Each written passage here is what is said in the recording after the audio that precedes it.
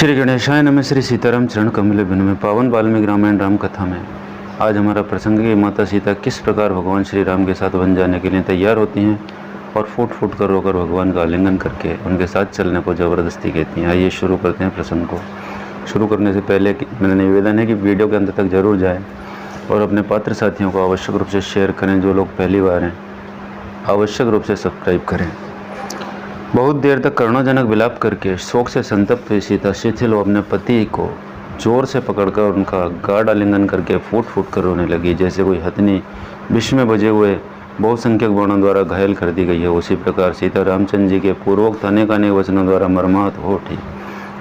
अतः जैसे अरण्य आग प्रकट करती है उसी प्रकार वे बहुत देर से रोके हुए आंसुओं को बरसाने लगी। उनके दोनों नेत्रों से स्फटिक के समान निर्मल संताप जनित अश्रुजल झर रहा था, मानो दो कमलों से जल की धारा गिर रही हो। बड़े बड़े नेत्रों से शोभित और पूर्णिमा के निर्मल चंद्रमा के समान कांतिमान उनका वह मनोहर मुख संताप जनित ताप के कारण पानी से बाहर निकाले हुए कमल के समान सूख सा गया था। सीता जी दुख के मारे अचेत सी हो रही थी। श्री रामचंद्र जी ने उन्हें दोनों हाथों से संभाल कर हृदय से लगा लिया और उस समय उन्हें सांत्वना देते हुए कहा, देवी तुम्हें देखकर मुझे स्वर्ग का सुख मिलता हो तो मैं उसे भी लेना नहीं चाहूँगा। स्वयं ब्रह्मा जी की भांति मुझे किसी से किंचित भी भय नहीं है। शुभानने, यद्यपि वन में तुम्हारी रक्षा करने के लिए मैं सर्वथा समर्थ हूँ, तो भी तुम्हारे हार्दिक अभिप्राय को पूर्ण रूप से जाने बिना तुमको वनवासिनी बनाना मैं उचित नहीं समझता था। मिथिलेश कुमारी, जब तुम मेरे साथ वन में रहने के लिए ही उत्पन्न हुई हो तो मैं तुम्हें छोड़ नहीं सकता। ठीक उसी तरह जैसे आत्मज्ञानी पुरुष अपनी स्वाभाविक प्रसन्नता नहीं त्याग करते। हाथी की सूंड के समान जंग वाली जनक किशोरी पूर्व काल के सत्पुरुषों ने अपनी पत्नी के साथ रहकर जिस धर्म का आचरण किया था उसी का मैं भी तुम्हारे साथ रहकर अनुसरण करूँगा। जैसे सुवर चला अपने पति सूर्य का अनुगमन करती है उसी प्रकार तुम भी मेरा अनुसरण करो। जनक नंदनी, यह तो किसी प्रकार संभव नहीं है कि मैं वन को न जाऊँ, क्योंकि पिताजी का वह सत्युक्त वचन ही मुझे वन की ओर ले जा रहा है।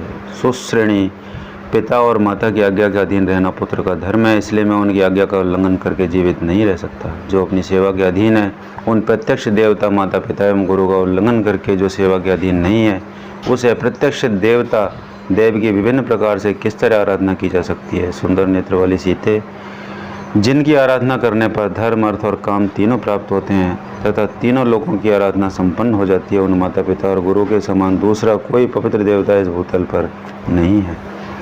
इसलिए भूतल के निवासी इन तीनों देवताओं की आराधना करते हैं। सीते, पिता की सेवा करना कल्याण की प्राप्ति का जैसा प्रबल साधन माना गया है, वैसा न सत्य है, न दान है, न मान है और न पर्याप्त दक्षिणा वाले यज्ञ ही हैं।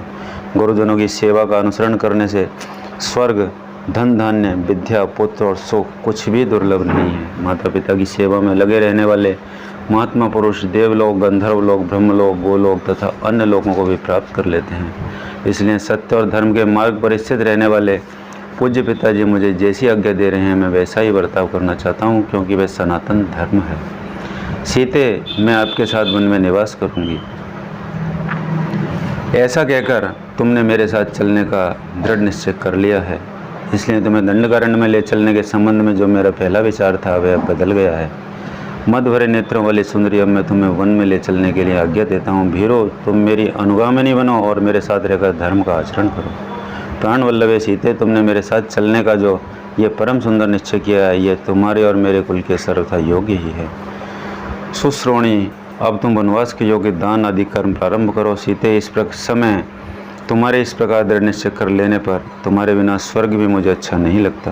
ब्राह्मणों को रत्न स्वरूप उत्तम वस्तुएं दान करो और भोजन मांगने वाले भिक्षुओं को भोजन दो। शीघ्रता करो, विलंब नहीं होना चाहिए। तुम्हारे पास जितने बहुमूल्य आभूषण हों, जो अच्छे वस्त्र हों, जो कोई भी रमणीय पदार्थ हो तथा मनोरंजन की जो वस्तुएँ सुंदर हों, मेरे और तुम्हारे उपयोग में आने वाली जो उत्तम शैयाएँ, सवारियाँ तथा अन्य वस्तुएँ हों, उनमें से ब्राह्मणों को दान करने के पश्चात जो बचे उन सबको अपने सेवकों को बांट दो।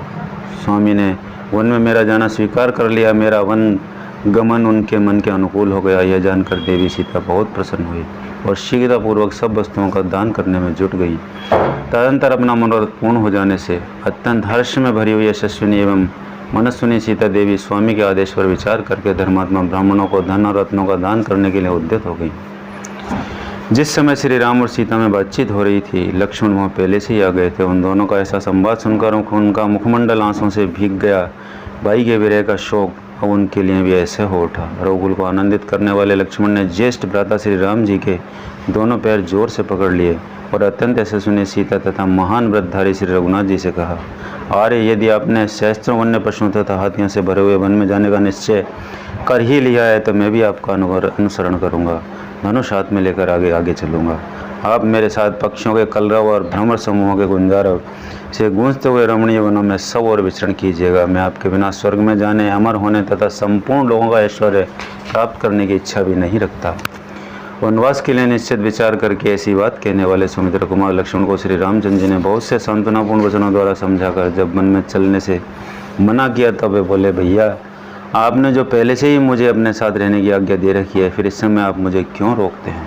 निष्पाप रघुनंदन, जिस कारण से आपके साथ चलने की इच्छा वाले मुझको आप मना करते हैं, उस कारण को मैं जानना चाहता हूँ। मेरे हृदय में इसके लिए बड़ा संशय हो रहा है। ऐसा कहकर धीरवीर लक्ष्मण आगे जाने के लिए तैयार और भगवान श्री राम के सामने खड़े हो गए और हाथ जोड़कर याचना करने लगे। तब महातेजस्वी श्री राम ने उनसे कहा, लक्ष्मण, तुम मेरी स्नेही, धर्मपरायण, धीरवीर तथा सदा सन्मार्ग में स्थित रहने वाले हो, मुझे प्राणों के समान प्रिय हो तथा मेरे वश में रहने वाले आज्ञापालक। सुमित्रा नंदन, यदि आज मेरे साथ तुम भी वन को चल दोगे तो परम यशस्विनी माता कौशल्या और सुमित्रा की सेवा कौन करेगा? जो मेघ पृथ्वी पर जल की वर्षा करता है, ठीक उसी प्रकार जो सबकी मनोकामनाएं पूर्ण करते थे, महातेजस्वी महाराज दशरथ अब कैकेयी के प्रेम पाश में बंध गए हैं। कैकेयी राज अश्वपति की पुत्री कैकेयी महाराज के इस राज्य को पार करके मेरे वियोग के दुख में डूबी हुई अपनी सौतों के साथ अच्छा बर्ताव नहीं करेंगी। भरत भी राज्य पाकर कैकेयी के अधीन रहने के कारण दुखिया कौशल्या और सुमित्रा का भरण पोषण नहीं करेंगे। अतः सुमित्रा कुमार, तुम यहीं रहकर अपने प्रयत्न से अथवा राजा की कृपा प्राप्त करके माता कौशल्या का पालन करो। मेरे बताए हुए इस प्रयोजन को ही सिद्ध करो। ऐसा करने से मेरे प्रति जो तुम्हारी भक्ति है वह भी भली भांति प्रकट हो जाएगी तथा धर्म के गुरुजनों की पूजा करने से जो अनुपम महान धर्म होता है वह भी तुम्हें प्राप्त हो जाएगा। रघुकुल को आनंदित करने वाले सुमित्रा कुमार, तुम मेरे लिए ऐसा ही करो, क्योंकि हम लोगों से बिछड़ी हुई हमारी माँ को कभी सुख नहीं होगा, वह सदा हमारी चिंता में ही डूबी रहेगी। श्री राम के ऐसा कहने पर बातचीत के मर्म को समझने वाले लक्ष्मण ने इस समय बात का तात्पर्य समझने वाले श्री राम को मधुर वाणी में उत्तर दिया, वीर, आपके ही तेज से भरत माता कौशल्या और सुमित्रा दोनों का पवित्र भाव से पूजन करेंगे, इसमें संशय नहीं है। वीरवार इस उत्तम राज्य को पाकर यदि भरत बुरे रास्ते पर चलेंगे और दूषित हृदय एवं विशेषतः घमंड के कारण माताओं की रक्षा नहीं करेंगे तो मैं उन दुर्बुद्धि और क्रूर भरत का, उनके पक्ष का समर्थन करने वाले उन सब लोगों का वध कर डालूंगा, इसमें संशय नहीं है। यदि सारी त्रिलोकी उनकी रक्षा करने के पक्ष में लगे, उसे भी अपने प्राणों से हाथ धोना पड़ेगा, परंतु बड़ी माता कौशल्या तो स्वयं ही मेरे जैसे सहस्त्रों मनुष्यों का भी भरण पोषण कर सकती हैं, क्योंकि उन्हें अपने आश्रितों का पालन करने के लिए एक सहस्त्र गांव मिले हुए हैं। इसलिए मैं मनस्विनी कौशल्या स्वयं ही अपना, मेरी माता तथा मेरे जैसे और भी बहुत से मनुष्यों का भरण पोषण करने में समर्थ हैं। अतः आप मुझको अपना अनुगामी बना लीजिए, इसमें कोई धर्म की हानि नहीं होगी। मैं कृतार्थ हो जाऊंगा तथा आपका भी प्रयोजन मेरे द्वारा सिद्ध हुआ करेगा। प्रत्यंचा सहित धनुष लेकर खंती और पिटारी लिए आपको रास्ता दिखाता हुआ मैं आपके आगे आगे चलूँगा। प्रतिदिन आपके लिए फल मूल लाऊंगा तथा तपस्विनी जनों के लिए वन में मिलने वाली तथा अन्य हवन सामग्री जुटाता रहूँगा। आप विदेह कुमारी के साथ पर्वत शिखरों पर भ्रमण करेंगे। वहाँ आप जागते हों या सोते हों, मैं हर समय आपके सभी आवश्यक कार्य पूर्ण करूँगा।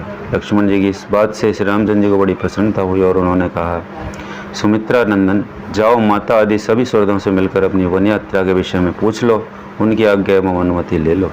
लक्ष्मण राजा जनक के महान यज्ञ में स्वयं महात्मा वरुण ने उन्हें जो देखने में भयंकर दो दिव्य धनुष दिए थे, साथ ही जो दिव्य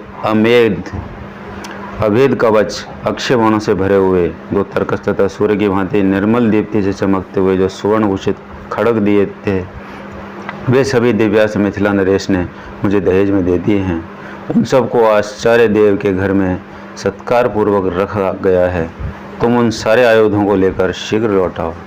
आज्ञा पाकर लक्ष्मण जी गए और सुहृदजनों की अनुमति लेकर वनवास के लिए निश्चित रूप से तैयार और इक्ष्वाकुकुल के गुरु वशिष्ठ के यहाँ गए।